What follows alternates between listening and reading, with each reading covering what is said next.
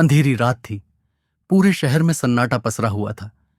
गली के कोने में एक छोटा सा दुबला पतला कुत्ता पड़ा था। नाम था शिरो। हर दिन की तरह आज भी उसने अपना दिन सड़कों पर भटकते हुए बिताया था, कभी इधर कभी उधर खाने की तलाश में। लेकिन उसे अंदाजा नहीं था कि आज की रात उसकी जिंदगी हमेशा के लिए बदलने वाली थी। शहर के एक छिपे हुए लैब में डॉक्टर आरव एक अनोखा प्रयोग कर रहे थे।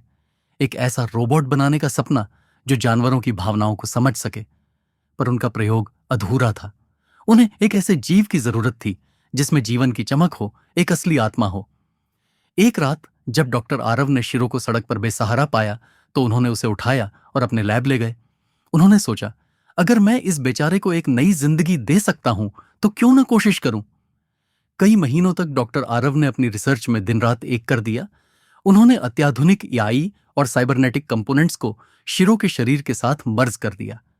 धीरे धीरे शिरो एक रोबोट डॉग में बदलने लगा। टाइटेनियम का शरीर, इंफ्रारेड विजन, सुपरसोनिक स्पीड और एक ऐसी कृत्रिम बुद्धिमत्ता जो उसकी पुरानी यादों को जीवित रख रही थी।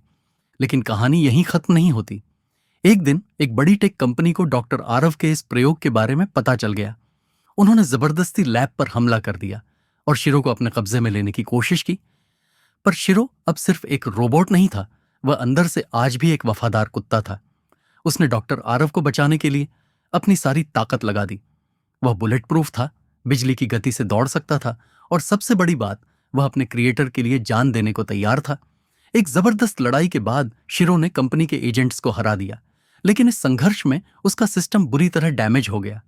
उसकी बैटरी खत्म हो रही थी, प्रोसेसर ओवरहीट हो रहे थे। पर जाने से पहले उसने डॉक्टर आरव के हाथ पर अपना रोबोटिक पंजा रखा और एक आखिरी बार अपनी एलईडी आंखों को ब्लिंक किया, जैसे कह रहा हो, धन्यवाद। डॉक्टर आरव ने शिरो के शरीर को एक ग्लास चैम्बर में रखा और कसम खाई कि एक दिन वह उसे फिर से जिंदा करेंगे। और शहर के लोगों के लिए वह एक अफवाह बन गया, एक रोबोट डॉग जो अंधेरी रातों में अब भी शहर की रक्षा करता है। नई शुरुआत 1 साल बाद डॉक्टर आरव ने अपनी रिसर्च को और आगे बढ़ाया। उन्होंने नए कंपोनेंट्स डिजाइन किए, एडवांस पावर सेल्स बनाए और एक न्यूरल इंटरफेस डेवलप किया जो शिरो की चेतना को फिर से रीब्यूट कर सकता था। लेकिन इस प्रयोग के लिए उन्हें एक बेहद शक्तिशाली एनर्जी सोर्स की जरूरत थी। एक रात जब वह अपनी लैब में काम कर रहे थे तब उन्हें पता चला कि उस टेक कंपनी ने एक सैटेलाइट लॉन्च किया है जो सौर ऊर्जा को सीधे धरती पर ट्रांसमिट कर सकता है। यही उनका मौका था। डॉक्टर आरव ने एक रिस्की प्लान बनाया।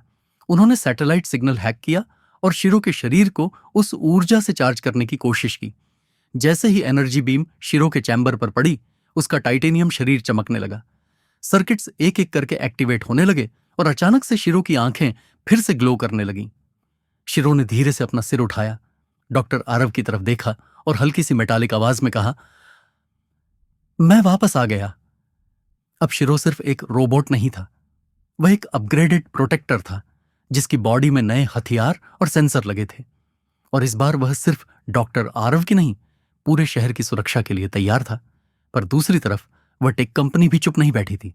उन्होंने अपना एक खतरनाक प्रोजेक्ट लॉन्च किया था, सरबेरस, एक त्रिसिर वाला एआई रोबोट जिसका सिर्फ एक ही मिशन था, शिरो को खत्म करना। अब एक नया अध्याय शुरू होने वाला था, एक फ्यूचरिस्टिक जंग जिसमें एक तरफ था एक वफादार साइबर डॉग और दूसरी तरफ एक बिना भावनाओं वाली घातक मशीन। क्या शिरो इस बार भी जीत पाएगा या ये जंग उसकी अंतिम लड़ाई साबित होगी? ये रहस्य अब भी सुलझना बाकी है। और भी ऐसी फ्यूचरिस्टिक कहानियों के लिए हमारे चैनल को सब्सक्राइब कर लो।